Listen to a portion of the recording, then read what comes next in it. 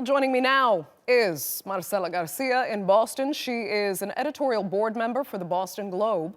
And in Philadelphia, we have Michael Johns. He was a speechwriter for President George H.W. Bush and is now the leader and co-founder of the National Tea Party movement. Thanks both so much for joining us. Let me begin in Boston. Marcela, this, I dare say, is really unprecedented, the state of the relationship between the White House and the U.S. press right now. You tell me, how genuinely worried are you that this kind of current standoff could actually damage the U.S. democracy? Yes, I believe it could. And just to be clear, presidents all throughout history have tried to undermine the press and the work that we do, which is enshrined in the Constitution, right? But we sort of felt that this rhetoric coming from the president, calling journalists here in the U.S. the enemy of the people, we felt that that rhetoric had essentially crossed a line because it was basically putting into question, again, the work that we do that is so vital to democracy. And again, it's enshrined in the Constitution. And that's exactly why we decided to do this project. This was not meant to be an attack on the president like many people have characterized it. Instead, it was just a call to make the voice of the press heard collectively. We wanted us to have a say in this debate that had been developing without the press basically, having a say. And we felt that the editorial and the opinion pages of newspapers were the right place to do it. We put out a call to newspapers across the country. More than 400 responded from every state, from all 50 states in the country. And I think that is one of the most remarkable things about this project, that people think of the media as people in New York, in California, but there's, the average American journalist is working for a community newspaper, covering its local election, its local elected officials. And that's what we wanted to elevate, that the work that we do is to inform the public, but also to hold elected officials from the city council, from a school board member all the way to the White House. So again, this was not about attacking the White House or the president. It was about elevating and defending and reaffirming our right to have a free press in this country. Okay. Michael Johns, some on the other side actually argue that the president is protecting the U.S. democracy because he's fighting fake and manipulative news that is undemocratic anyway. Are you in that camp? Yeah, I am. Poll after poll in this country have shown that the American people believe that there is a very strong left of center bias in the American media. That's gone on for decades, but it's become increasingly worse. We're, an example after example from the standpoint of political donations, from the standpoint of their political party affiliations, to the point of the 90% by an independent media organization's negative coverage of the president. That's become indisputable. So I don't think when the president lambasts the mainstream media that he is necessarily preaching to them. He's more or less projecting to them what they already know, which is one of the reasons it's been received so well and so positively by both supporters and even those who've been more neutral on it. There clearly is an amazing and very concerning level of tension between mainstream media and this particular administration. And it's really my position that the mainstream media has invited that tension in assigning all sorts of negative adjectives and descriptions and bias in the coverage, both in omitting positive coverage and in dwelling on make-believe stories like Russian collusion. Michael, then tell me what you think should be done to clamp down on a biased media that's being dishonest. I don't think it's a clamping down. I think a few things that have already been done, and number one is that you're seeing that the number of media outlets in the United States is beginning to increase. Conservatives that have given up, a lot of hope in mainstream media's objectivity have started their own outlets. Those are growing in force. And the American people's engagement with mainstream media is falling off. I was astonished think about a week ago to see a statistic that 2% of American teenagers read a U.S. daily newspaper. Now, there's a whole bunch of reasons for that. They're all concerning, but one of them is the lack of confidence and faith that the American people have that they're going to get the straight story from mainstream media when it's presented to them. So I think the burden does fall on mainstream media to treat this president, the conservative movement, the Tea Party movement, Republicans in Congress more objectively and to cover them more objectively. And frankly, to spend more time around them. I mean, it is true that mainstream media in this country have largely spent their time in Manhattan, in Washington, D.C., in Los Angeles. And that's, not America. Those are three cities that are islands to themselves. It's still America. I think so. Marcela is probably from one of those major metropolitan areas. It is. Marcela, not let me ask. reflective of Americans, I should say. It is a very diverse country. Marcela, let me ask you this. We saw in that report the concerns of the UN human rights chief on this issue, that the president's attacks on the press could likely lead, he says, to injury or worse. Do you think that's a valid criticism? Yeah, absolutely, it is. And if you ask any journalist, again, and ask people in the middle of the country, ask people who work in community newspapers that basically cover, again, their communities, their local elections, the things that are important to those communities. Ask any journalist. I don't think, I don't think no one would say that they have seen an increased hostility towards them because of the work that they do. Again, I think we felt that this rhetoric crosses a line, and I would defend Michael's right to say and to create more media outlets that are more representative of America as a whole and in every corner of this country. That's what this project was about.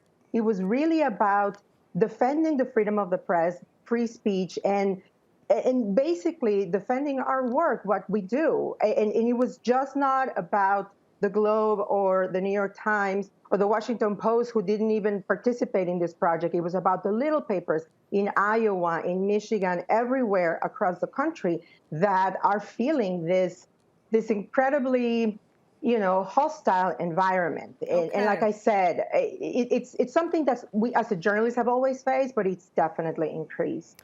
Michael Johns, I need to put this to you. The National Enquirer, one of President Trump's, or at least formerly one of President Trump's favorite newspapers, admitted to basically burying stories that could have marred Trump's campaign while it was running cover stories with, huge headlines that said Hillary Clinton is going to jail.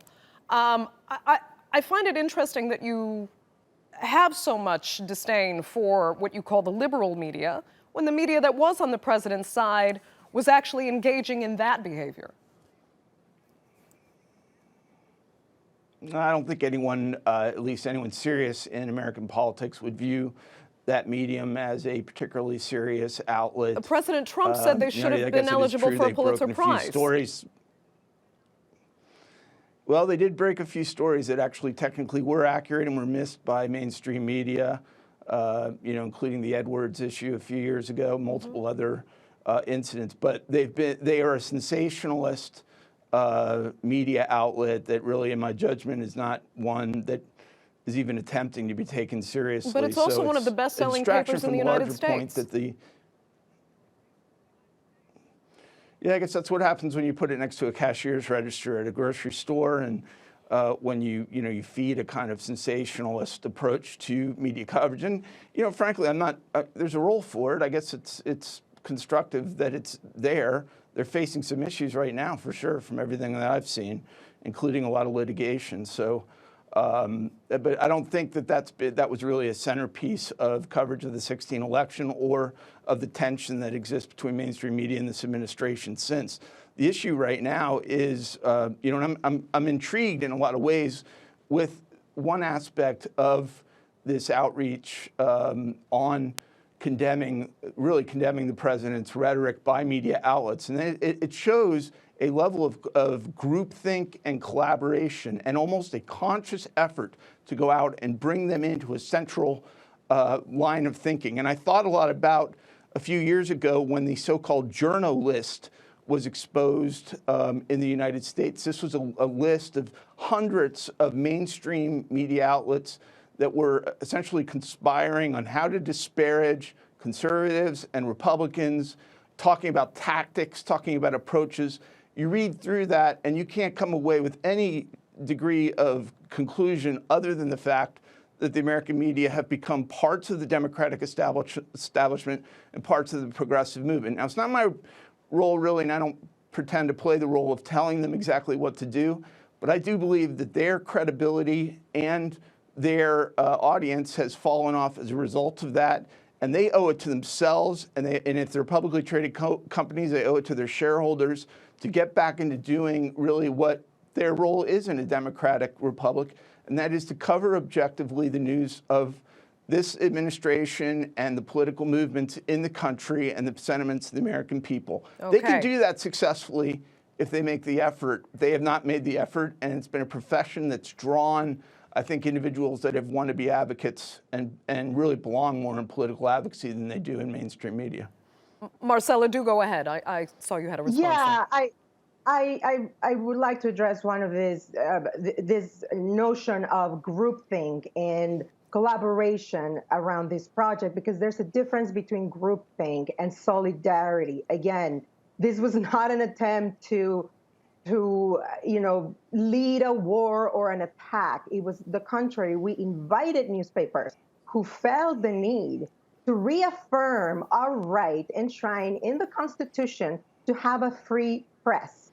And that's all it was. I don't really understand why defending a free press should be so controversial. That's really what this is all about. And again, there was this, criticism that immediately came out about groupthink and collaboration. And the president tweeted to, using the word collusion.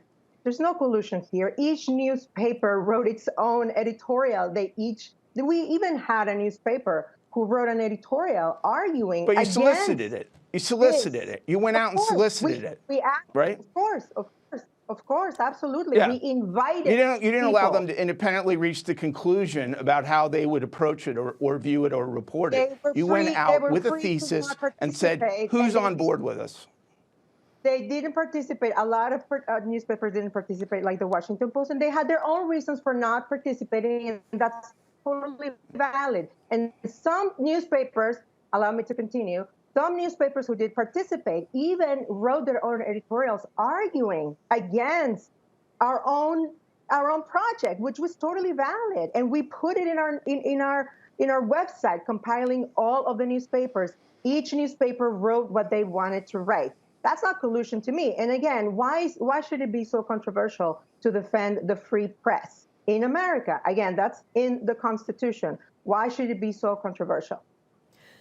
Let me ask you this then, Marcela. I mean, are we Well, it's controversial in a sense because no one's threatening a free press. I don't think there's anyone who's been critical of mainstream media who denies the right of media to exist or would impede First Amendment rights that are constitutionally guaranteed. I think most conservatives, members of this administration included, are strong advocates of the Bill of Rights and particularly the First Amendment, which is central to American freedom. The issue, I think, here has been this is not the first, second, or third example of a level of collusion among mainstream media. It's almost singularly and always designed to tear down conservatives and this administration. And I think my question to you would be, when Madonna said she was going to blow up the White House, or when other extremist movements on the left threatened this administration with violence, or even members of the media implied jokingly or somewhat seriously that was okay, did you ponder going out to other media outlets then and asking them to come together and condemn violent rhetoric of that nature? Because I didn't see that. Look, this is just whataboutism, and we can argue forever on what about this, what about that, what about this. Again, but you didn't do it. Was just, you didn't do it. We did. We have constantly It wasn't published important. It editorials wasn't and important opinion enough to pieces. you at that. It wasn't Well, important enough to you at the time to do it, Michael, that's just your opinion right right? now. Obviously, a lot of newspapers around the world, Well, why didn't around you the do it? country, Why didn't not you do it? Let just me in New forget York, my opinion. Why didn't you not do it? I Why didn't already you? said what we did. We did. No, no, no, no. You are asking me to prove a negative. No, I can't. I'm only here talking about the free press, and you're trying to move it to a different direction because you cannot accept the fact that it was not just the mainstream media, how you call it, the people that are concerned about the independence on the free press right at this moment. It was Okay. 400 newspapers in the country. Ask Okay. each one of them, read the editorials. I invite you to read the editorials to see what is there, to see that there's no collusion right here. And this is all about Okay. free press. Michael Johns, let me just put this to you, because as much as you say that there's this huge liberal bias among, some of the leading newspapers in the United States and the leading media organizations, I really have to ask you how much you think this actually matters, because Trump supporters don't seem to care. He still won the election, and ultimately that's all that really matters to him. So how do you keep arguing there's this unfair bias toward a side that has lost elections? I think both facts are true. I think it is indisputably true, and it's been demonstrated both in political party affiliation and in coverage, example after example after example. 90% of negative coverage of the mainstream media has been negative. But it's also true, as you very correctly point out, that this administration, this particular president, has really done an exceptional job in beginning to communicate directly with the American people, and to do that through social media outlets, to do that through large rallies, and to go directly and not rely on a filter for his message. And he's been criticized by the mainstream media for doing that, in my view, because they want to have a monopolization on the way that this administration is presented to the American people. But you're exactly right that it is proven successul, and a large part of that is that the American people have lost credibility in the mainstream media outlet. I believe, and I would agree with I would only agree have with a Marcela minute. that the mainstream media is a core part of our freedom and of our First Amendment. Right. So anyone who cares about freedom would want to see our mainstream media credibility restored. Marcela, very quickly, I mean, it's nice to hear those words from Michael Johns at the end, but will the U.S. press political dynamic ever be the same again after this episode with this administration? I don't know. I guess we'll have to wait and see. But again, we felt that the collective voice of the press needed to be heard in this debate, and that's what we did. Why we did what we did. I guess we're going to see. Who knows what's going to happen in the 2020 election? Who knows what's going to happen in November in these midterm elections? We just have to wait and see. I really cannot predict how the climate is going to change or is going to improve. I mean, that's another thing about this project. We did not mean to use it as a persuasive tool. I mean, that's the other thing that has been mischaracterized. We don't want to change people's minds. Okay. This is just an opinion. Okay. Marcela, Garcia, I will have to let you have the last word. Unfortunately, we're out of time for this segment of the Newsmakers. Thank you both so much for joining us.